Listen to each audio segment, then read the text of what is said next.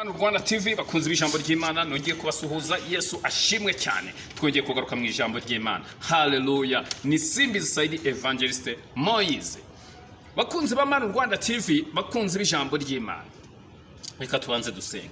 Uwiteka nyir'ingabo, mwami ukomeye, mwami uhoraho, uri Imana y'icyubahiro, uri Imana itugirira neza, uri Imana ituba bugufi, uri Imana iturengera. Turi kuvuga ijambo ryawe Data nyir'ingabo. Iri ni ijambo ry'Imana kandi ubutumwa bwawe bugomba kwaguka bukagera ku isi yose. Iyo mpamvu turi kuri kamera za Hano Rwanda TV kugira ngo tuvuge ijambo ry'Imana. Bana natwe rero muri iri jambo in the name of Jesus Christ, mu izina rya Yesu twirukanye ikirogo ya yose, mu izina ry'Umwami wacu Yesu Kristo.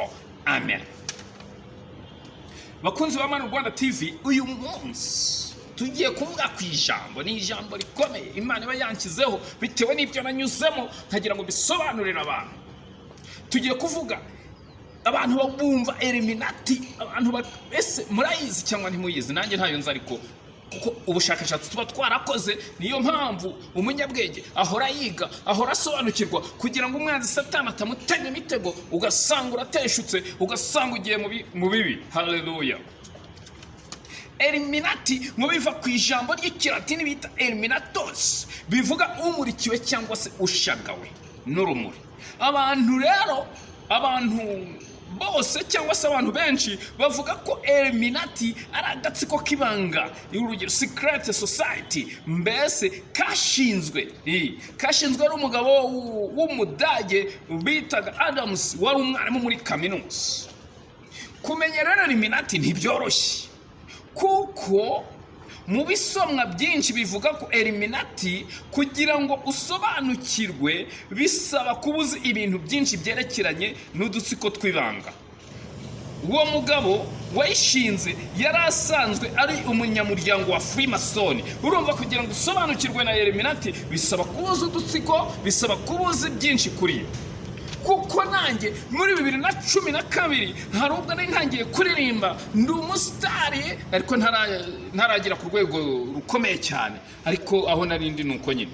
Noneho ubwo ngiye kubona umugabo nakorashaga Facebook cyane wo muri Algeria, noneho aranyeditinga kuri Facebook, anshyira muri groupe ya Illuminati. Icyo gihe nanjye nari narahanze indirimbo mvuga ngo Imana yacu, Imana ihoraho, Yesu twizeye, yabo ntabariho, ni igipindi cy'abantu kubera ko ngo ibyago bibaho. Ariko ibyo yari imyumvire y'abantu. Imana rero yaje kunsobanurira, mbona ko Imana yacu ifite imbaraga, mbona ko Imana yacu ari nyembaraga, Imana yacu ishibyo byose imbaraga. Hallelujah. Za Illuminati zabaho zitabaho, Uwiteka Imana yacu arakomeye.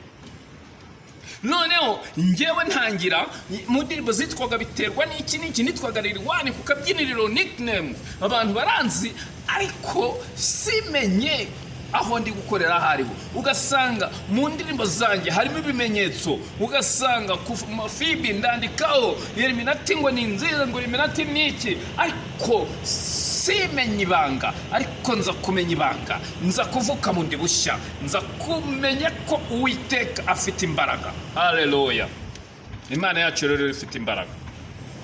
Simbizi Saidi rero niho nagiye nshakisha uburyo namenya ko hari igihe abantu bayoba, ugasanga umuntu arumva Illuminati arayijyamo, ariko rimwe ntunasobanukiwe. Kuko icyo gihe nari inshyushye kuri feed yanjye, Facebook yari inshyushye, ugasanga abantu b'amahanga menshi, Kenya, abantu France, Burayi, abantu barimo barampamagara baranyandikira ati how I can join Illuminati, ni gute na joining Illuminati. Ariko nagira ngo nkubwire, nanjye ntabyo nari mbizi, gusa niyumvagamo, nihaga icyizere nkuko nanjye ubwo nafashe. Ariko wasangaga notification za Illuminati, wasangaga zizi wanjye buri munsi nkazibona, nanjye nkazisendingira abantu. Hari igihe abantu bakorera ikibi, bagakorera ikibi batakizi. Imana dushima nuko yatubatuye, Imana dushima nuko yatugaruye, Imana dushima nuko yatukuye ibuzimu, katuzana ibintu imbere yayo. Hallelujah. Rero kubuzi uwo muryango rero ngo na n'ubu uracyariho, uhuza abantu benshi batandukanye bahuriye ku ibanga ubu bwabo bazi, gusa ntibasenga Imana, ahubwo bemera umwubatsi mukuru ari we grand architect dore nivere. Abantu basenga babifata nko gusenga Satani. Iyo ni umuryango wa Freemason ushamikiye kuri Illuminati. Hari indi miryango uzasanga ishamikiye kuri Illuminati abantu batabizi. Hari imiryango uzasanga bakora ibimenyetso bya mpande eshatu, harimo ijisho muri triangle.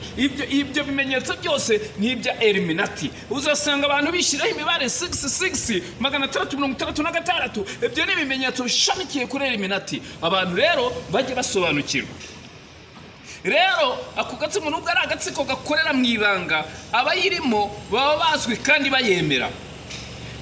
Abantu rero benshi Illuminati mbabwira ntabwo byoroshye, kuko hari abantu benshi bagiye bayizira, abagiye bayivugaho. Niba nanjye nyivugaho nkayizira ntabwo mbizi, ariko njye mfite Imana yacu, kandi Imana yacu ifite imbaraga.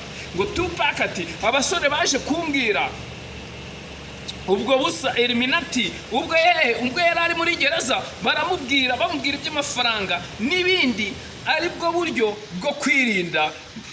Ati ni gute bambwira iby'amafaranga papa n'ibindi, ni gute babimbwira? Michael Jackson ati menya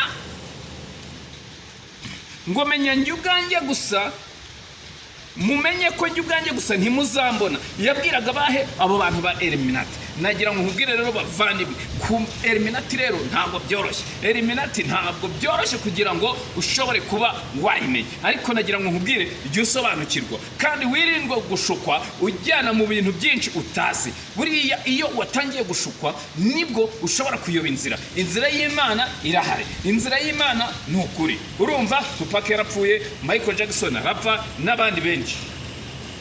Uwo muryango rero waje guhinduka Illuminati igezweho, Illuminati moderne cyangwa se modern Illuminati.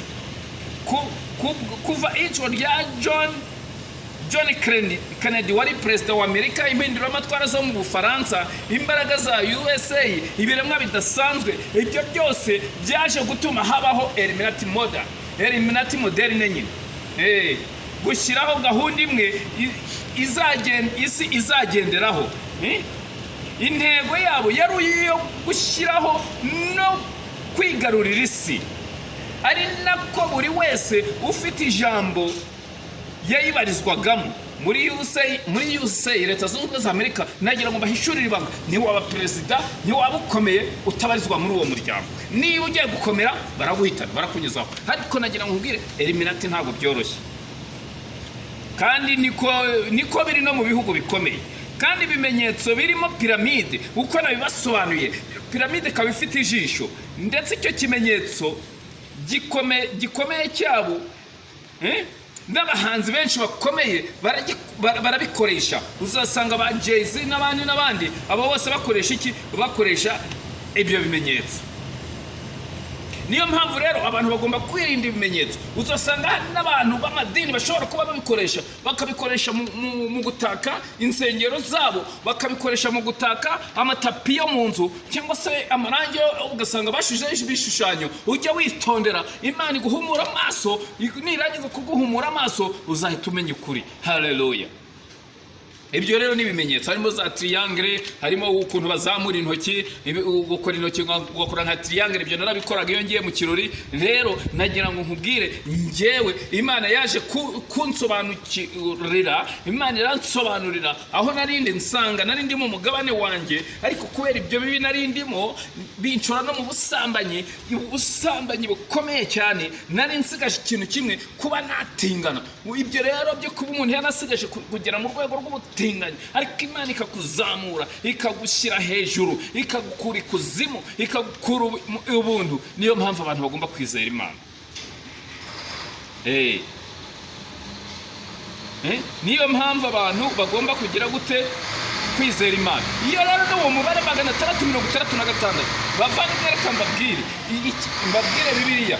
Iyo dusomye Bibiliya ngo umubare 6 ugaragara kudatungana, ariko wajya kuri karindwi ngo umwuzuro w'Imana. Nagira ngo rero abantu bajye basobanukirwe n'ijambo ry'Imana, basobanukirwe n'icyo Imana ivuga. Imana yacu tugirire neza, batuze ku ijambo ry'Imana. Imana yacu ubutaha rero tuzagaruka tubiva umuzingo, kandi mujye musura channel ya Mana Rwanda TV, mukore subscribe. Imana yacu tugirire neza. Amen kandi amen.